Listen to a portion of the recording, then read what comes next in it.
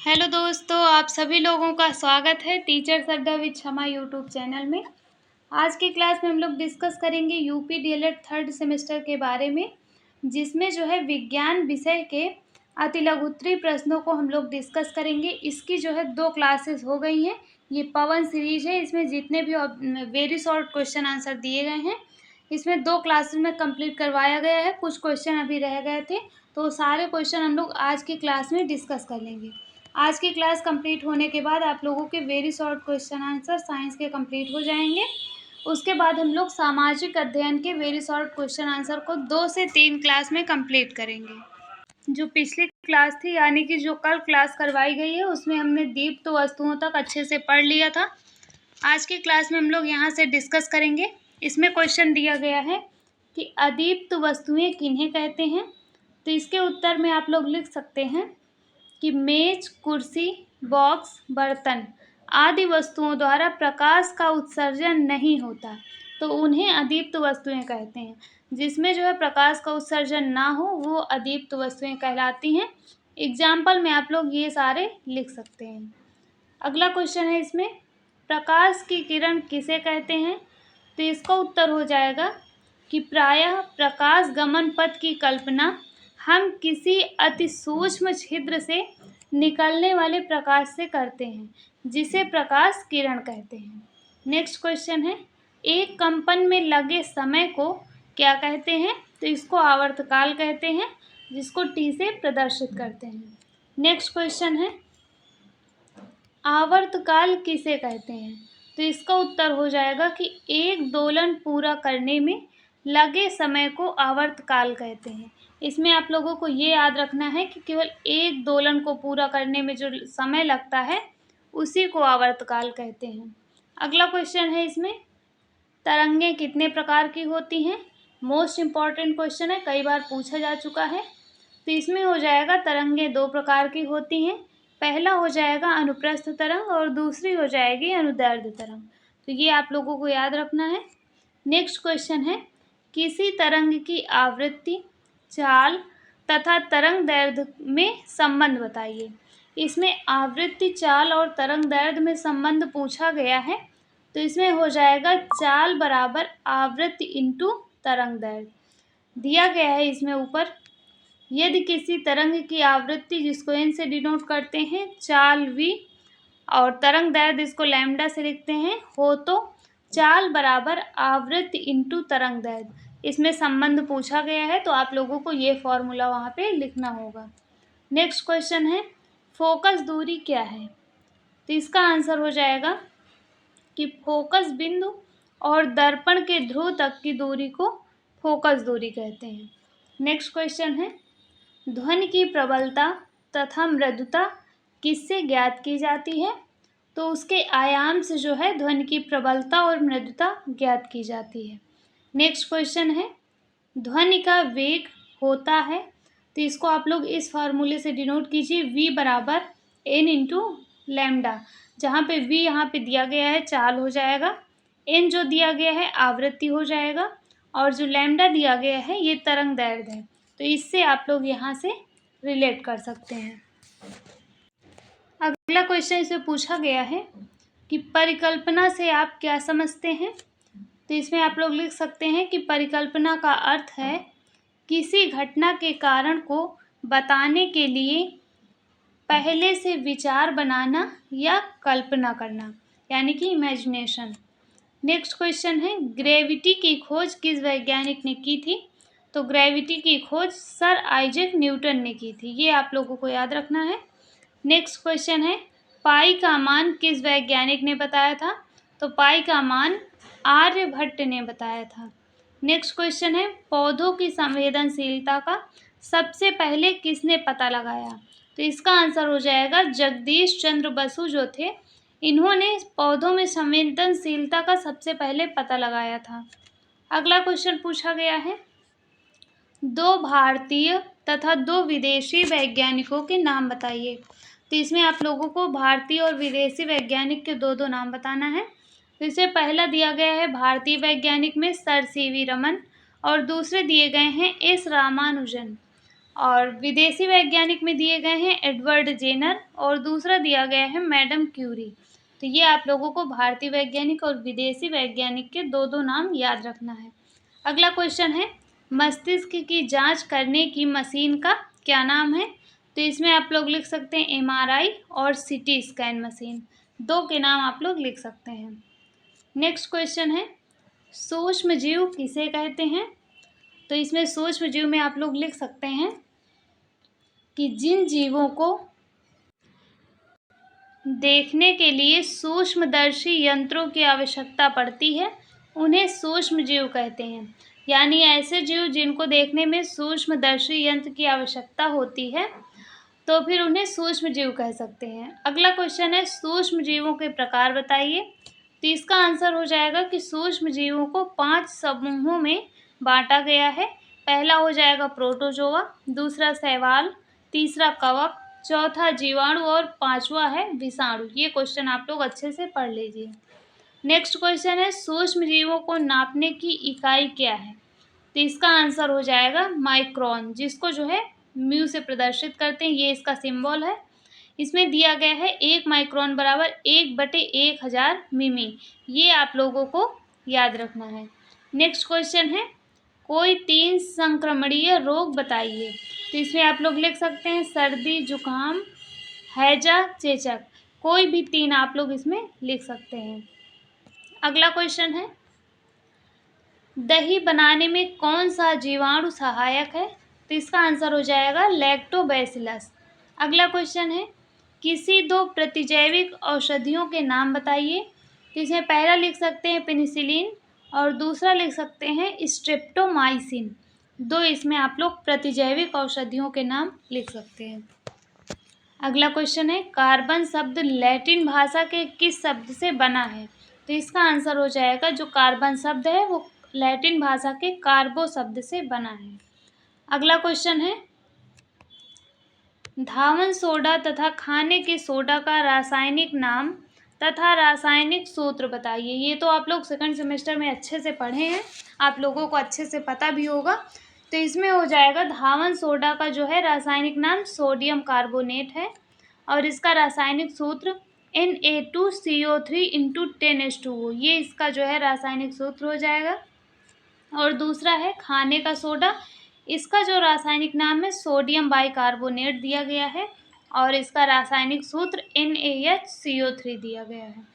Next question है दहन की प्रक्रिया के लिए क्या आवश्यक है? तो दहन की प्रक्रिया के लिए ऑक्सीजन की आवश्यकता होती है।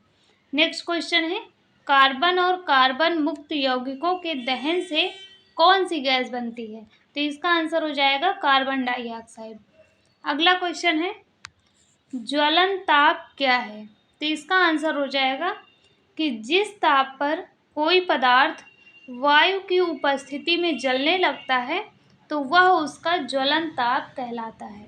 ये ज्वलन ताप के बारे में आप लोग पढ़ लेना और इसकी पीडीएफ जो है जितनी भी सीरीज है, पवन सीरीज हो या फिर राजन सीरीज हो, सारे सब्जेक्ट के हैंड रिटन नोट्स और सीरीज की पीडीएफ टेलीग्राम चैनल में प्रोवाइड कर दी गई है। तो जिसने भी अभी तक ज्वाइन नहीं किया है सभी लोग टेलीग्राम चैनल को ज्वाइन कर लीजिए, वहाँ से आप लोग पीडीएफ डाउनलोड करके अच्छे तरीके से पढ़ सकते हैं।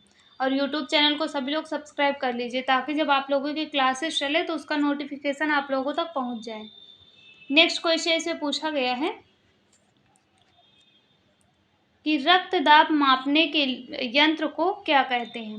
तो रक्त दाब मापने के यंत्र को दाबांतर मापी बोलते हैं। अगला क्वेश्चन है रक्त दाब किसे कहते हैं? ब्लड प्रेशर जो होता है।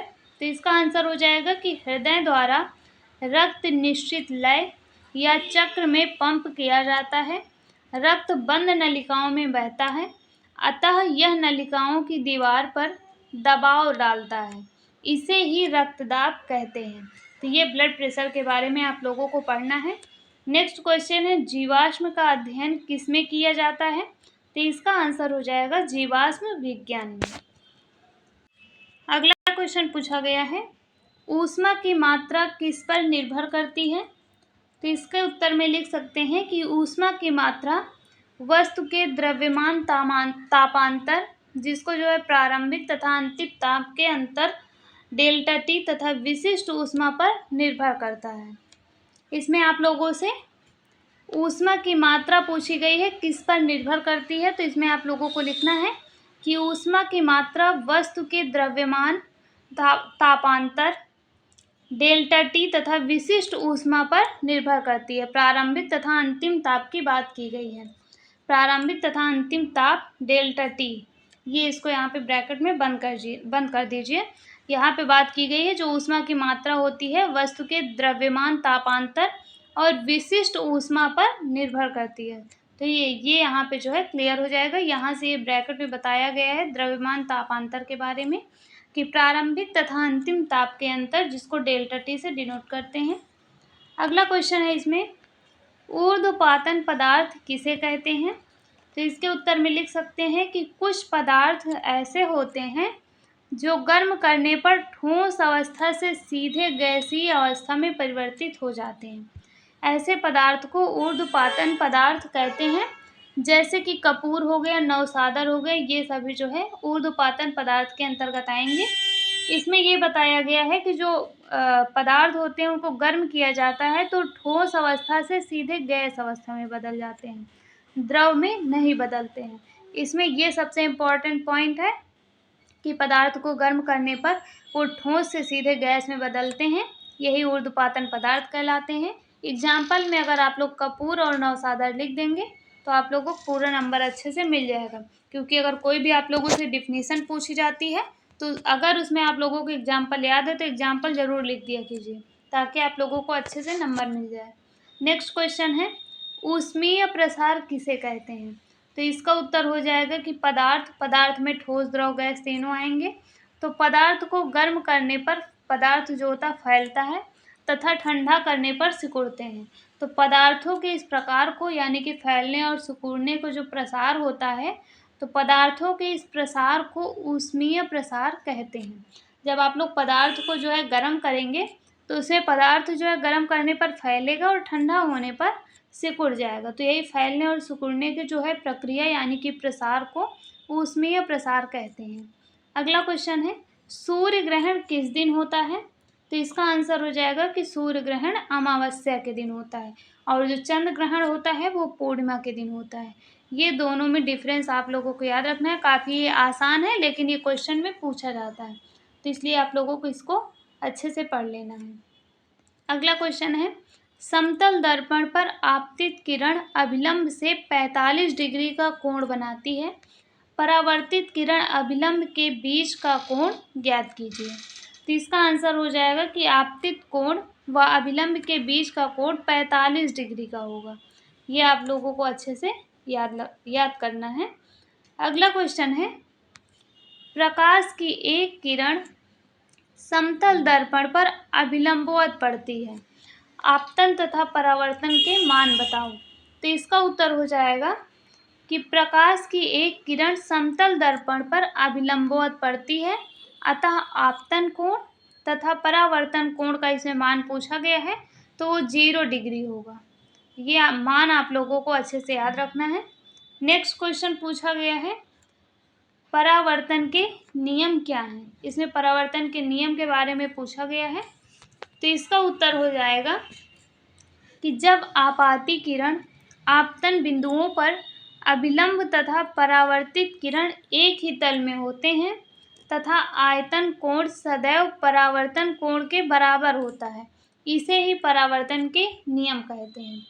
इसको जो परावर्तन का नियम इसमें पूछा गया है इसको आप लोग अच्छे से पढ़ लीजिए। इतना आप लोगों को लिखना होगा कि जब आपाती किरण आपतन बिंदुओं पर अभिलंब तथा परावर्तित किरण एक ही तल में होते हैं तब आयतन कोण जो होता है सदैव जो है परावर्तन कोण के बराबर होता है, इसे ही परावर्तन के नियम कहते हैं। अगला क्वेश्चन है इसमें, 0 डिग्री सेल्सियस पर वायु में ध्वनि कितनी होती है? तो इसका आंसर हो जाएगा 232 मीटर पर सेकेंड। अगला क्वेश्चन है, 1 डिग्री सेल्सियस ताप वृद्धि से ध्वनि की चाल में कितनी वृद्धि होती है? तो इसका आंसर हो जाएगा 0.6 मीटर पर सेकेंड।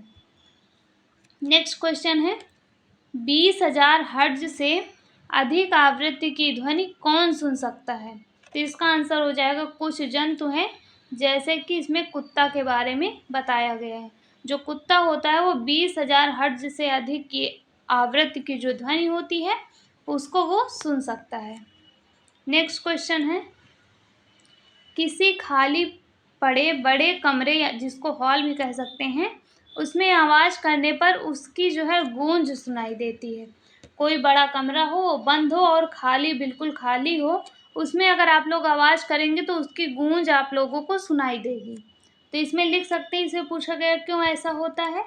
तो इसमें लिख सकते हैं कि किसी खाली बड़े कमरे में आवाज़ करने पर ध्वनि का परावर्तन बार बार होता है। इस कारण ध्वनि के बार बार परावर्तन होने से गूंज सुनाई देती है। तो अगर आप लोगों के एग्जाम में पूछा जाएगा कि जो है किसी खाली बड़े कमरे पर आवाज़ करने पर उसकी गूंज क्यों सुनाई देती है, तो उसमें आप लोगों को लिखना होगा कि ध्वनि के परावर्तन के कारण ऐसा होता है। नेक्स्ट क्वेश्चन है, कोल गैस क्या होती है? तो इसका लिख सकते हैं उत्तर आप लोग कि कोल गैस हेडिंग डाल दीजिए और उसमें लिख सकते हैं कि यह hydrogen, carbon monoxide, methane, ethylene, acetylene आदि का मिश्रण है, जो कोल गैस के बारे में इसमें पूछा गया है। आगे लिख सकते हैं कि कोल गैस ईंधन एवं प्रदीपक के रूप में प्रयुक्त होती है। गैस में उपस्थित असंतृप्त हाइड्रोकार्बन, जिसमें एथिलीन और एसिटिलीन आ जाएगा, इसके जलने से प्रकाश उत्पन्न होता है। ये जो है यहाँ पे कोल गैस के बारे में बताया गया है। आगे क्वेश्चन दिया गया है, रेल की दो पटरियों के बीच थोड़ी जगह क्यों छोड़ दी जाती है? तो इसका आंसर हो जाएगा कि रेल की दो पटरियों के बीच थोड़ी जगह इसलिए छोड़ दी जाती है क्योंकि गर्मी के मौसम में अधिक गर्मी होने से लोहा गर्मी पाकर फैल जाता है। इसीलिए जो है रेल की जो दो पटरियां होती हैं उनके बीच जगह छोड़ दी जाती है, ताकि जब अधिक गर्मी हो तो उसमें लोहा जो है गर्मी पाकर फैलता है। तो अगर जगह छोड़ दी जाएगी तो उससे कोई भी प्रॉब्लम नहीं होगी। नेक्स्ट क्वेश्चन इसे पूछा गया है, आयाम से क्या अभिप्राय है? इसमें आयाम के बारे में पूछा गया है। तो इसका आंसर आप लोग लिख सकते हैं कि कंपन करने वाली वस्तु का अधिक मध्यमान स्थिति से अधिकतम विस्थापन को उस वस्तु के कंपन का आयाम कहते हैं। जो आयाम होता है इसको जो है ए द्वारा व्यक्त किया जाता है, स्मॉल ए से। इसका जो मात्रक होता है मीटर होता है। ये आप लोगों को याद रखना है कि जो आयाम होता है इसको ए से डिनोट करते हैं और इसका मात्रक मीटर होता है। नेक्स्ट क्वेश्चन पूछा गया है चंद्र ग्रहण के बारे में। इसे पूछा गया है चंद्र ग्रहण को समझाइए, 2022 में क्वेश्चन पूछा गया था। और इसमें आगे सूर्य ग्रहण के बारे में भी दिया गया है, तो उसको हम लोग बाद में पढ़ेंगे। सबसे पहले इसमें चंद्र ग्रहण के बारे में देखेंगे कि जो पृथ्वी होती है सूर्य के चारों ओर चक्कर लगाती है तथा चंद्रमा जो होता है पृथ्वी के चारों ओर चक्कर लगाता है। सबसे पहले आप लोग ये पॉइंट क्लियर कर लीजिए कि जो पृथ्वी होती है सूर्य के चारों ओर चक्कर लगाती है, और जो इसमें दिया गया है जो चंद्रमा होता है वो पृथ्वी के चारों ओर चक्कर लगाता है। इस क्रम में जब सूर्य, चंद्रमा और पृथ्वी तीनों एक सीध में हो तो इस प्रकार जब आ जाते हैं, जब सूर्य, चंद्रमा और पृथ्वी तीनों एक ही सीध में आ जाएं तो इस प्रकार जो है सूर्य तथा पृथ्वी के मध्य चंद्रमा आ जाता है। ये यहाँ पे दिया गया है, ये सूर्य बनाया गया है और इधर पृथ्वी बनाई गई है और बीच में चंद्रमा दिया गया है। बीच में जो है चंद्रमा बनाया गया है। तो इस फिगर को आप लोग अच्छे से बनाना सीख लीजिए, सूर्य ग्रहण का और चंद्र ग्रहण का, क्योंकि ये जो है अगर आप लोगों से सूर्य ग्रहण और चंद्र ग्रहण के बारे में एग्जाम में पूछा जाएगा तो आप लोग अगर फिगर से इसको दर्शाएंगे तो आप लोगों को अच्छे नंबर मिल जाएंगे। इसमें आगे दिया गया है कि जब जो है सूर्य पृथ्वी के बीच में, इसमें दिया गया सूर्य और पृथ्वी के मध्य जब सूर्य पृथ्वी के बीच में चंद्रमा आ जाता है तब चंद्रमा की प्रछाया पृथ्वी पर बनने लगती है। तो पृथ्वी के इस स्थान से सूर्य दिखाई नहीं देगा, क्योंकि जब चंद्रमा बीच में आ जाएगा तो फिर सूर्य जो है सूर्य का प्रकाश दिखाई नहीं देगा। और पूरा अंधेरा हो जाएगा। इस घटना को सूर्य ग्रहण कहते हैं। और आगे इसमें दिया गया है कि सूर्य ग्रहण की जो है घटना कब होती है, तो वो जो है अमावस्या के दिन होती है। ये आप लोगों को याद रखना है कि सूर्य ग्रहण कब होगा। अगर आप लोगों के एग्जाम में पूछा जाएगा तो सबसे पहले ये याद रखना है कि जो सूर्य ग्रहण होता है वो अमावस्या के दिन होता है, अमावस्या में होता है। और इसमें जो है सूर्य और पृथ्वी के मध्य जो है चंद्रमा आ जाता है। ये आप लोगों को याद रखना है। अब आगे हम लोग चंद्र ग्रहण के बारे में थोड़ा सा डिस्कस करेंगे। इसमें आगे चंद्र ग्रहण के बारे में दिया गया है कि पूर्णिमा के दिन सबसे पहले ये होता है, आप लोगों को ये याद रखना है, और सूर्य ग्रहण अमावस्या के दिन होता है। तो चंद्र ग्रहण में दिया गया है कि पूर्णिमा के दिन जब सूर्य चंद्रमा के बीच पृथ्वी आ जाती है। ये आप लोगों को डिफरेंट याद रखना है कि जब सूर्य और चंद्रमा के बीच पृथ्वी आ जाएगी तो चंद्र ग्रहण होता है, और जब सूर्य और जो है पृथ्वी के बीच चंद्रमा आता है तो वहाँ पे सूर्य ग्रहण हो जाएगी। ये आप लोगों को याद रखना है। अगर चंद्रमा बीच में आएगा, ये मून बनाया गया है, अगर ये चंद्रमा बीच में आ जाएगा तो ये यहाँ पे जो है सूर्य ग्रहण होगा। अगर यहाँ पे चंद्रमा की जगह पर यहाँ पे पृथ्वी आ जाएगी, यानी कि अर्थ आ जाएगी, तो ये यहाँ पे जो है चंद्र ग्रहण हो जाएगा। तब यहाँ पे सूर्य हो जाएगा, यहाँ पे चंद्रमा हो जाएगा, बीच में पृथ्वी हो जाएगी। तो इसको आप लोगों को याद रखना है। जो चंद्र ग्रहण होता है इसमें सूर्य और चंद्रमा के बीच पृथ्वी आ जाती है, तब चंद्र ग्रहण होता है। ये पूर्णिमा के दिन होता है। इसमें आगे दिया गया है कि चंद्र ग्रहण में पृथ्वी की छाया चंद्रमा पर पड़ती है, चंद्रमा पृथ्वी की छाया में छुप जाता है। तो ये आप लोग अच्छे से सूर्य ग्रहण और चंद्र ग्रहण के बारे में पढ़ लीजिएगा। सीरीज में यहाँ पे दिया गया है, और ये जो फिगर बनाया गया है ये सूर्य ग्रहण का बनाया गया है। ऐसे ही आप लोग चंद्र ग्रहण का भी बना सकते हैं। नेक्स्ट क्वेश्चन है, प्रकुंचन दाब क्या है? तो इसमें आप लोगों को प्रकुंचन दाब के बारे में पढ़ना है कि हृदय प्रकुंचन के समय यह दाब अधिक होता है तथा हृदय शीतलन के समय यह जो है कम होता है। जो प्रकुंचन दाब होता है यह हृदय प्रकुंचन के समय अधिक होगा और हृदय शिथिलन के समय कम होता है। इसे रक्तदाब यानी कि बीपी, जिसको ब्लड प्रेशर कहते हैं, इसे रक्तदाब कहते हैं प्रकुंचन दाब को। इसकी दो अवस्थाएं होती हैं। वो अवस्थाएं कौन कौन सी हैं उसके बारे में हम लोग जानेंगे। सबसे पहले प्रकुंचन दाब, जिसमें जो है यह अधिक होता है, और दूसरा है शिथिलन दाब, जिसमें ये कम होता है। सबसे पहले हम लोग जानेंगे प्रकुंचन दाब के बारे में। तो यह दाब प्रकुंचन दाब में दिया गया है कि यह रक्त दाब की ऊपरी सीमा है। ये जो इसमें प्रकुंचन दाब है यह रक्त दाब की ऊपरी सीमा है जो हृदय संकुचन की अवस्था प्रदर्शित करती है। और शिथिलन दाब में दिया गया है यह रक्त दाब की निचली सीमा है जो हृदय शिथिलन की अवस्था को प्रदर्शित करती है। इसमें दो अंतर दिए गए हैं प्रकुंचन दाब और शिथिलन दाब में, कि प्रकुंचन दाब जो है रक्त दाब की ऊपरी सीमा है और शिथिलन दाब रक्त दाब की निचली सीमा है। अगर आप लोगों से डिफरेंस पूछा जाएगा तो सबसे पहले एक अंतर ये हो गया, और दूसरा इसमें दिया गया है कि जो प्रकुंचन दाब है यह हृदय संकुचन की अवस्था को प्रदर्शित करेगी, और जो शिथिलन दाब है यह हृदय शिथिलन की अवस्था को प्रदर्शित करेगी। ये दो अंतर अगर आप लोग लिख देंगे तो आप लोगों को अच्छे से नंबर मिल जाएंगे। नेक्स्ट क्वेश्चन है, लास्ट क्वेश्चन है कि मानव कान किस सीमा के बीच की आवृत्ति की ध्वनियों को सुन सकता है? ये क्वेश्चन पिछले क्लास में कराया गया था। तो इसमें आप लोग लिख सकते हैं कि मानव कान एक निश्चित सीमा के बीच के सीधे आवृत्तियों की ध्वनि सुन सकता है। यह सीमा जो होती है वह 20 हर्ट्ज से 20,000 हर्ट्ज होती है। इसमें आप लोगों को ये वाला पॉइंट इम्पॉर्टेंट है, इसको याद रखना है कि ये जो सीमा होती है जिसको मानव कान आसानी से सुन सकते हैं, तो 20 हर्ट्ज से 20,000 हर्ट्ज इसमें आप लोग लिख सकते हैं। इसमें आगे दिया गया है 1 हर्ट्ज बराबर जो है 1 कंपन प्रति सेकंड होता है। ये 1 हर्ट्ज का जो है मान दिया गया है, 1 कंपन प्रति सेकंड।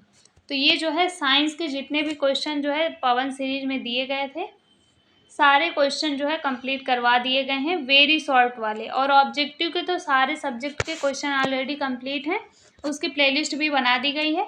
अब हम लोग नेक्स्ट क्लास में एसएसटी के वेरी शॉर्ट क्वेश्चन आंसर को डिस्कस करेंगे। तब तक जब तक एसएसटी की क्लास नहीं करवाई जाती, आप लोग साइंस के और पेपर 1 शैक्षिक मूल्यांकन, पेपर 2 समावेशी शिक्षा और पेपर 3 साइंस, ये सभी के वेरी शॉर्ट क्वेश्चन आंसर आप लोग 2 से 3 क्लास में करवाया गया, अच्छे से पढ़ लीजिए। अब हम लोग 1 से 2 दिन के बाद एसएसटी के very short question answer discuss करेंगे। आप लोगों को आज की क्लास कैसी लगी कमेंट बॉक्स में कमेंट करके जरूर बताना, और चैनल को सभी लोग सब्सक्राइब कर लीजिए, अपने दोस्तों के पास शेयर भी कर दीजिए, और अगर वीडियो अच्छी लगी हो तो वीडियो को लाइक भी कर दीजिए। मिलते हैं नेक्स्ट वीडियो में, तब तक के लिए थैंक यू।